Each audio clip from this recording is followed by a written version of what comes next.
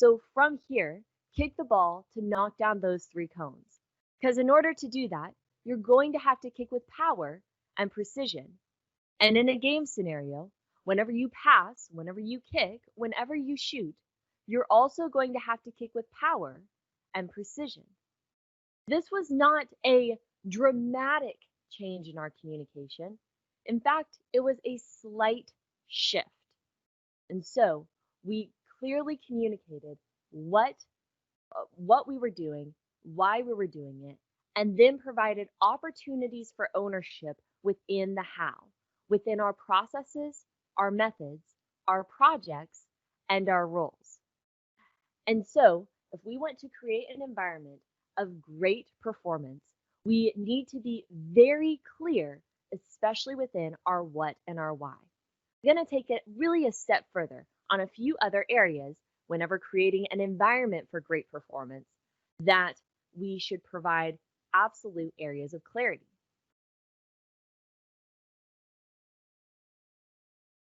First, it's important to clarify your expectations. And this is an opportunity for you to really go into the chat, especially whenever leading remote teams in this time. Clarifying expectations is critical in identifying what needs to be done and why that is important. Let's get as specific as we can. What are your expectations for responding to messages, for your work hours, for coming to meetings? What are your different expectations that you might assume are a part of the performance, but might not be communicated?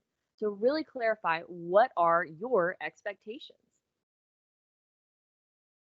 And I'd love for people to put in the chat what your expectations are of your team. What are your basic expectations within your team? And then clarify communication.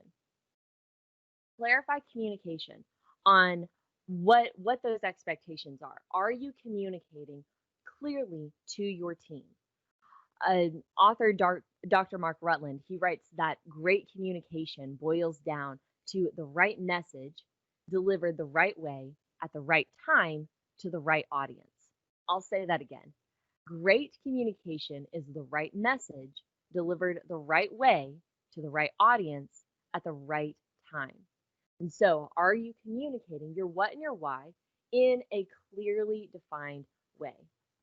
And lastly, in order to create an environment for great performance, we must have clarity within our leadership, meaning what can your team expect of leadership to help champion their success and to help champion their performance.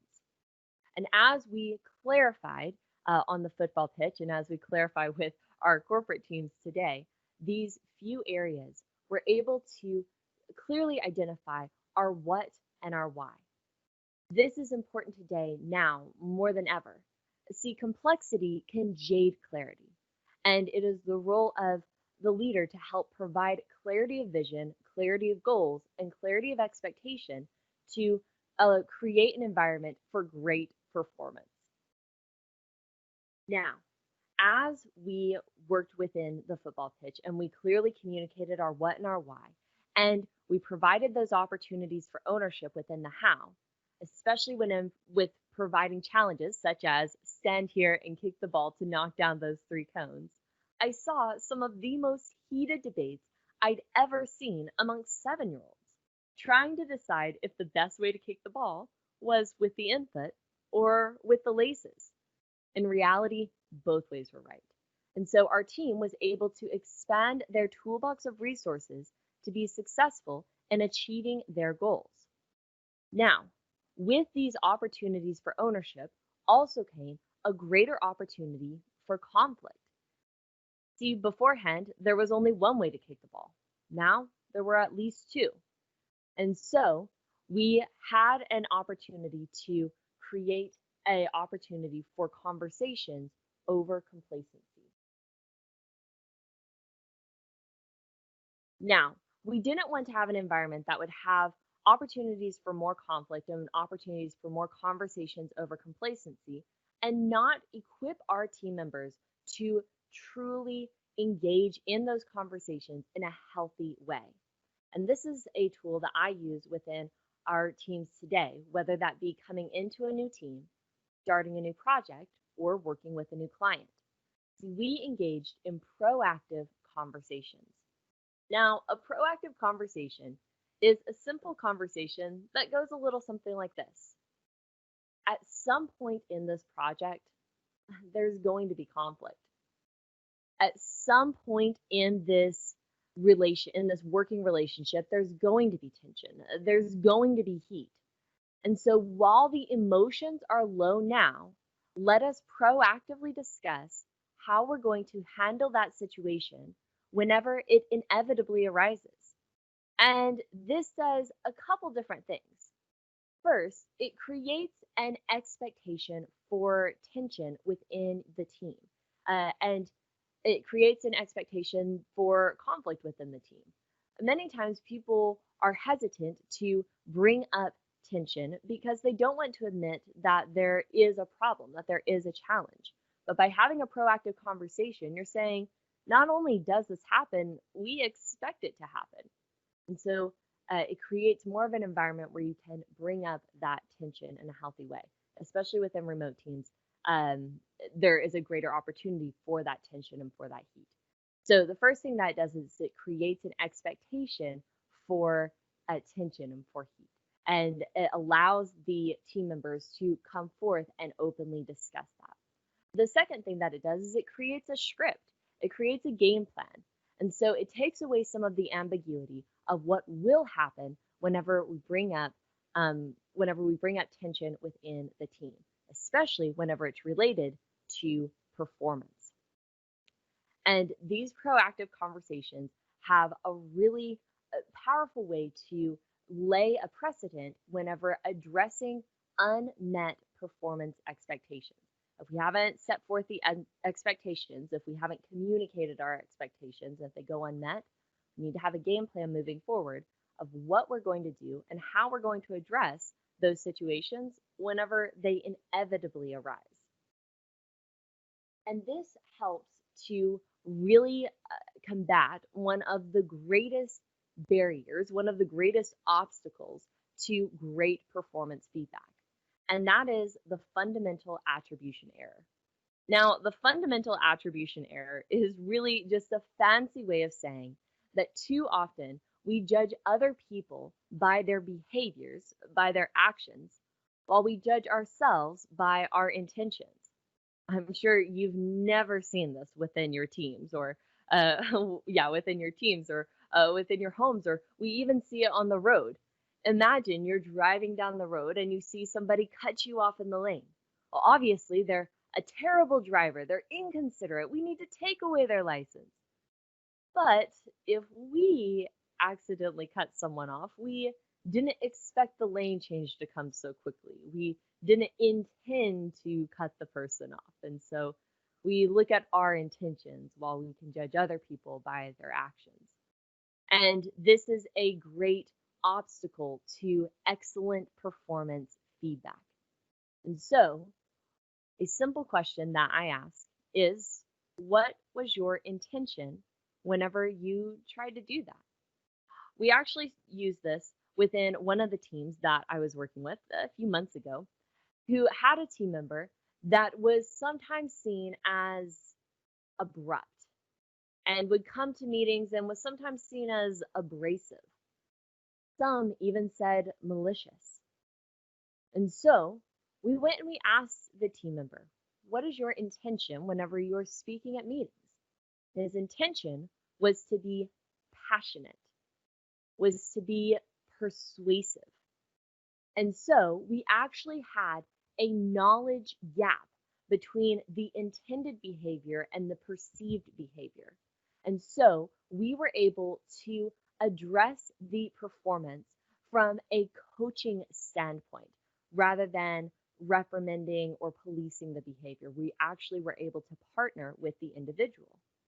Imagine if I, as a football coach, reprimanded my players every single time that they took a shot and missed. They probably would stop taking shots at some point. See, instead, I see their intention. They're trying to score a goal, and I can address the performance from a coaching standpoint and partnering with the player to help them achieve their goals or to score a goal. Now, whenever we are giving performance feedback, it is important that we get specific to get strategic. That we get specific to get strategic. There are three major purposes to performance feedback. Three major purposes. And oftentimes these purposes can act as a guideline. They can act as really a format whenever you are giving feedback within your team. And these three purposes are to correct undesired behavior. Actually, I'm going to start with this one. It's to encourage desired behavior. All right, so we want to encourage desired behavior. In this, we want to get specific so that we can get strategic in encouraging desired behavior. As a football coach, and as many leaders, sometimes I hear coaches or leaders come up to their team and say, "Good job, you got this, well done, keep up the good work." And while this sounds really nice, it's not specific enough that the player or the team member does not know specifically what behavior is encouraged. What behavior do we want repeated? And so it may sound nice, but it's not specific enough so that we can get strategic to improve our performance. And so you want to be specific so that you can be strategic. What specific behavior do you want repeated? The second purpose of performance feedback is to correct.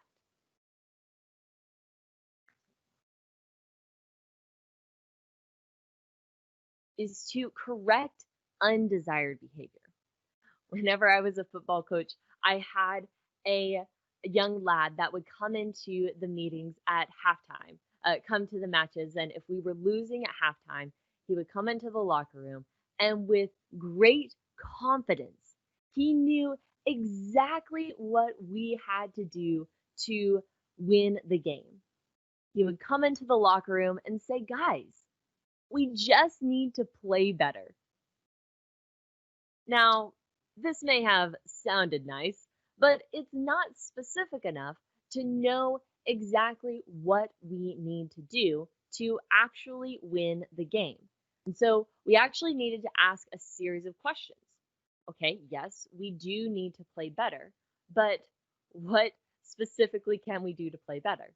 Well, we can keep possession of the ball more. Okay, how can we keep possession of the ball more? Well, we can make cleaner passes. Okay, how can we make cleaner passes? Well, if we put our head up and look to see where we're passing, that'll help us make more complete passes. Okay, that's three levels of questioning, three levels of what specifically can we do? Why is that important? How can we do to get very specific on what we can do so that we can get strategic to improve our performance. It's really important in this time, especially whenever correcting feedback, that we actually look at the behavior and look at the action and look at what can be controlled. Sometimes, if there are team members, it can be easy to say, "Oh, well, you are annoying me." Well, that's not specific at all. That is a feeling. So get specific on what specific action can you take to correct that behavior and to improve that behavior and improve that performance. So we want to steer away from the feelings that are outside of the person's control because that's not going to be an actionable response. So we actually want to get very specific to get strategic. And then the third purpose of performance feedback is to coach. Now, coaching is to build upon performance that is going in the right direction. So here we want to build upon performance. So these are the three purposes of performance feedback. And whenever you are going to your team and looking to give feedback, I encourage you to take a moment and ask yourself, what is my desired outcome of this conversation? What is my desired outcome of this performance feedback? Is it to encourage desired behavior, to correct undesired behavior, or to coach, build upon behavior? And as we know these few different areas of purpose, and we can be a lot more direct in how we are giving our performance feedback to achieve our desired goals. Now, whenever we are giving this performance feedback, it is really critical to keep in mind the emotion of the performance feedback. So keep in mind the emotion of the feedback. In fact, of there is a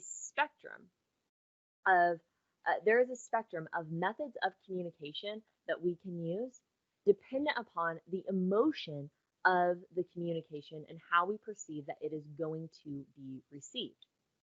See, there's a reason why love letters are so effective and have really stood the test of time. In fact, I found a love letter written to my great grandmother just a couple weeks ago. And it was written to my great grandmother by a man named Otis in 1980. And it reads, fall off the roof, fall down the cellar, but don't fall in love with another feller. Why are love letters so effective? There's a few different reasons. One is there's an intentionality with which all of the words are written. It's something that you can hold, it's tangible. But even more so, there is a span of time between each correspondence for the emotion to build. There is a span of time between each correspondence for the words to sink in, for you to truly ponder the messages that are being sent. And while this is a desired effect in love letters, it can actually have an undesired effect whenever we are sending emails or sending forms of communication that have a longer span of time between each correspondence. And so, if we are giving performance feedback, also consider the emotion of feedback whenever considering the method. If you have performance feedback or if you have a message that is a very low emotion, it could be that we're having a meeting on Friday, something a little bit more informational, then a using a memo, using a text, using Teams, so using your messages, using that is a desired form of communication. We don't need to have an in-person meeting to let someone know that there is a meeting coming up. Using an email or a text is a desired form of communication.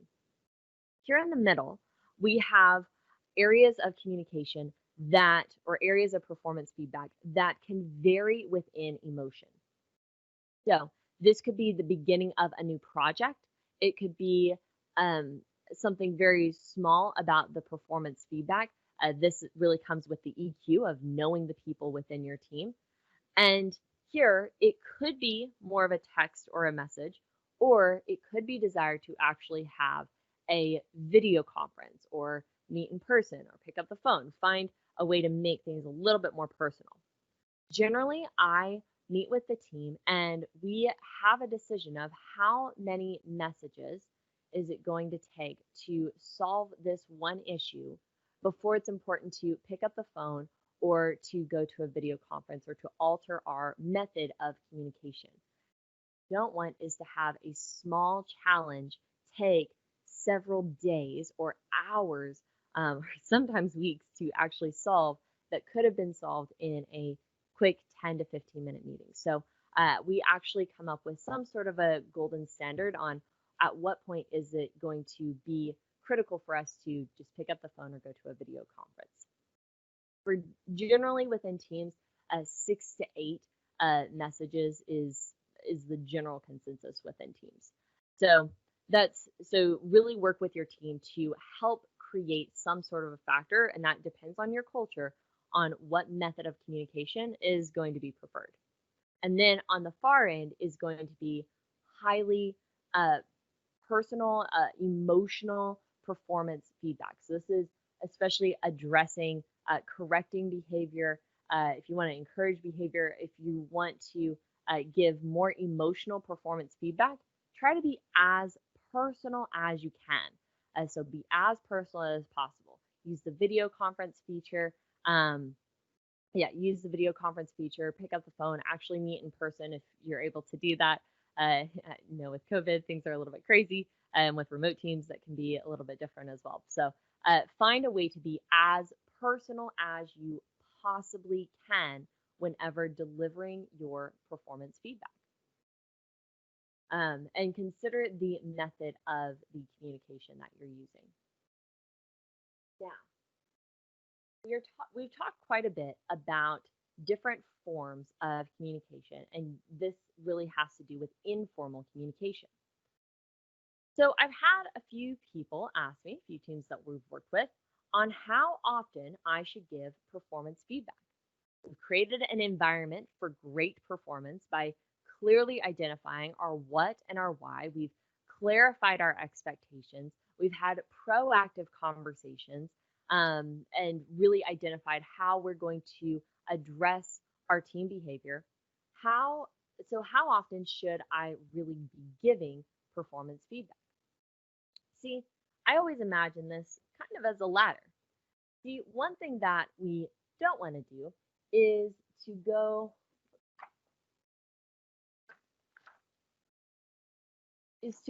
a long time without giving any performance feedback at all. See, for a person, that's a long span of time whenever we're trying to go up the ladder. This is often seen within annual feedback, or annual performance reviews. So not giving a review until December and talking about things that happened in February. And that isn't enough feedback to actually help performance and help improve performance, especially encouraging, correcting, or coaching. On the same regard, especially with informal feedback, giving this feedback every 5 minutes or every 10 minutes or multiple times a day can actually be crippling to some team members as well. Imagine if you are trying to develop a product. Imagine if my team members were trying to work towards a goal and I was standing on the sideline saying, no, go left, there, go there, no, kick the ball this way, infoot, outfit, here we go. And I'm constantly saying, no, don't do that, yes, do that, no, don't do that. It can actually be distracting, especially on the creative side. And so we actually want to have a balance in the two.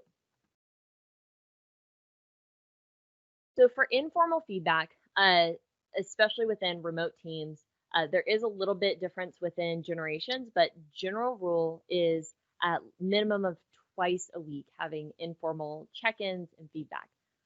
Check-in, remember, you want to make sure you know the purpose of your check-in and the purpose of your feedback. So twice a week informally, and then formal feedback. So that's going to be feedback that is included by everyone. Most studies show either quarterly or bimonthly. That's the Goldilocks standard. So quarterly or bimonthly. Oh, that's not working. There is, and the reason for this is that there is a span of time between each correspondence and each feedback for the person to receive the feedback, actually receive the feedback, digest the feedback formally, digest the feedback, come up with an action plan to improve their performance, execute that action plan to improve performance, and then have the person giving the feedback to see that change. Sometimes that can take several weeks. And so sometimes it can take even longer, a couple of months. So this is looking at 4 to 6 times per year, giving some sort of a formal feedback. Now, I work pretty extensively within feedback ownership. some people use this as a 360 review. Um, well, I have used that in some cases. You really have to be specific on setting that up really well. When it works well, and whenever you've set it up to achieve the anonymous feedback, prepared your team members to give feedback in an effective way, it can be effective. I believe in performance feedback ownership and allowing the team to really give that both informal feedback within the team as well. So it's important to keep in mind that you're having that quarterly and bi-monthly performance feedback that is formal within your team. Here, we can actually use your annual review. You can actually still keep the annual review, but instead, the annual review does not discuss in December something that happened in February. In fact, the end of the year report um, actually highlights and is a summation of all of the feedback that has already been given throughout the year. So it's really more of a summation of that formal feedback that you have already been given. And so this really puts the formal review, the annual review, a formal form of feedback into a different light. And it creates an environment where team members are getting that consistent feedback with enough time to make the adjustments and for the performance differences to be seen to be really helpful. So, yeah. So definitely keep that in mind whenever you are giving that performance feedback. Now, I've given you a lot of information. Our board is nearly full at this moment of different tips and skills that you can use within your team. All right, I'm seeing a couple of questions here. And I'll go ahead and answer those. I'm running a big team.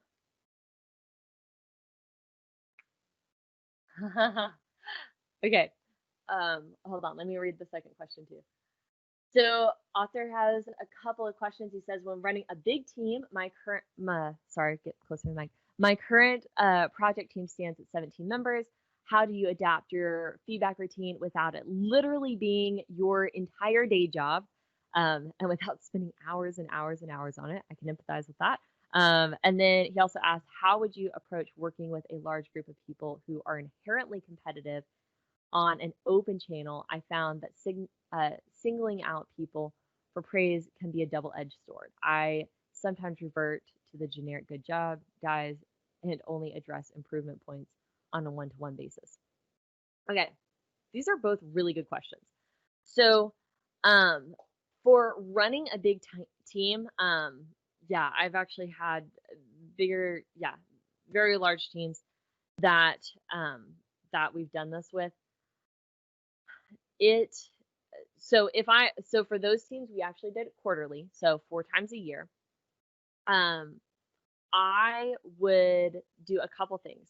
So first off, I looked at the types of performance feedback that I was giving. So this goes back to the very beginning. Are you using a Likert scale? Whenever I just gave 4 out of 10, that wasn't very specific. We didn't exactly know what I was looking for. So you have to look at if you're using a Likert scale, if you're using a checkbox, or if you're using written in performance feedback. Generally, it's a combination of all three of those. Within my teams, I actually set aside, so I had a little over 100, I think it was like 120 people in our team. But what we did is we actually split it up into micro groups. And so we provided team performance feedback. So we did more of a 360 review. So I wasn't the only one giving that feedback. And so then the feedback that I gave was very specific on what they were working on, but then they also got additional feedback for continued improvement from the other team members as well. And so each person had, I think, 7 people to review within the team. So it wasn't a huge use of time on their end as well. 7 people, it took about 15 minutes a piece. So it was a few hours a year that we were spending doing that. on the team side. And then for me, I really kind of read through what what the team feedback was. I and then partnered that with my observations, and then I could really make a really quick note and add in my 2 cents as well. So what I really did is made it more of a team feedback effort. Um, Even as a coach, the idea is that I'm standing on one side of the pitch, but there are other people on other sides of the field with other relationships that see other things as well. So providing that feedback ownership was really critical. Whenever it comes to teams being inherently competitive, yeah, and whenever it comes to teams being absolutely competitive, there is a cycle of assessing team dynamics. So I actually you can use um, like personality tests, get team dynamics that way. I use very, very simple things such as um, what are some strengths that I believe that I can add to the team, and I'll have the team write that on one side of the card, and then on the other side of the card, write areas in which I really hope someone else on the team is strong, and and so from there you can kind of assess where the team will complement each other and where there might be some conflict, and actually uh, bring about conversation that way, especially with the proactive conversation. So little things like that, I'll actually assess team dynamics um, rather than saying, um, yeah, singling out people. This is actually, um, yeah, it can be a double-edged sword. I do, depending on the team dynamics, do give feedback one-on-one if that is the preference of the team dynamic or the individual. For some individuals, public praise can be embarrassing. Some people don't enjoy public praise, but they really enjoy private praise. And so I really look at the team with that and make the adjustment. There is not a preference, there's not a specific advantage to doing public praise over private praise. They're just different forms of communication. So if your team is inherently competitive, then giving that one-on-one feedback, that's totally fine. Yeah, that's totally fine. There is an idea though of giving that uh yeah, there is the idea of giving that feedback ownership, actually adjusting the focus of the team, especially in a competitive team, from a scorecard to a scoreboard. And so this was something that we really had to look at and say, okay, I'm we had players that were very concerned with their specific scorecard and their specific feedback. And we actually had to adjust that to the scoreboard. And your scorecard, just because you scored 4 goals, we still lost by 10 goals. So this isn't helping the team. So let's refocus that to actual team success and providing that performance feedback ownership within the team. It allowed that focus to shift a little bit more from, I could be doing all of everything that I need to do, but the scoreboard is still not is still not reflecting a win. So there's a huge difference in focus as well. Those were really good questions. I hope that yeah, scoreboard all the way. Yeah, teamwork definitely does matter. And we definitely did have team members that they were okay with the fact that we had lost by 10 goals because they had scored their 2 or 3 and really coming to that realization of, well, you're still not getting a medal, we're still not getting any sort of incentive, we're still not getting the win, and the team is not performing, and so that's really where the clarity of leadership comes in as well. So, wow. Well, I think that my time, I think it's on for 40 minutes. So, yeah. So thank you so much, everyone, for really coming to this talk. I think I might have time for one last story just to leave you with. See, whenever I was coaching football, I actually own a company now that we work with corporations, but whenever I was working in wind football, I had a young lad that would come to our sessions, and it was his very first day of football. And so he came out and he came running onto the field, 6 years old, so excited, and he began yelling, "Pass, pass, pass!" And I noticed that he was yelling pass whenever the other team had the ball. And he was yelling pass whenever he was miles away from the action.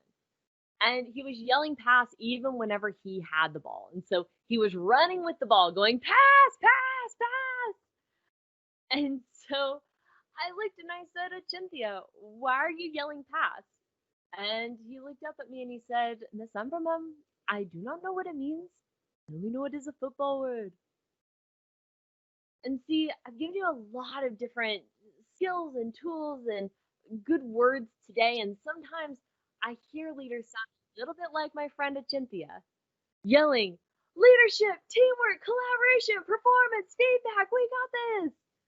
Because we know that these are really good words that can lead to big goals. But if we're in the wrong position, if we're if we're in the wrong position, if we have the ball and we don't know in which direction we're going, then saying these words are not only ineffective, but they're actually detrimental to our overall communication within the team. Eventually, the team is going to tune you out. But if we first take the time to build a culture and build an environment of great performance by first clearly identifying our what and our why, and then providing opportunities for ownership within the how, if we take the time to really have proactive conversations within our teams, to know our teams, recognizing that if we can achieve our dreams on our own, then we're probably not dreaming big enough. We have to include other people within the conversation and within the teams. And if we take the time to truly give specific feedback so that we can be strategic in our correcting and our encouraging and our coaching, then we will be in a position to truly say pass, to receive the ball, to move forward, and to score really, really big goals. Everyone, my name is Amber Vanderburg. I'm the founder of the Pathways Group. I would love to have any questions that you have for me. Any questions that you have for me, feel free to connect with me on social media. I'm the only Amber Vanderburg out there. And it's been such a pleasure to have to be here today.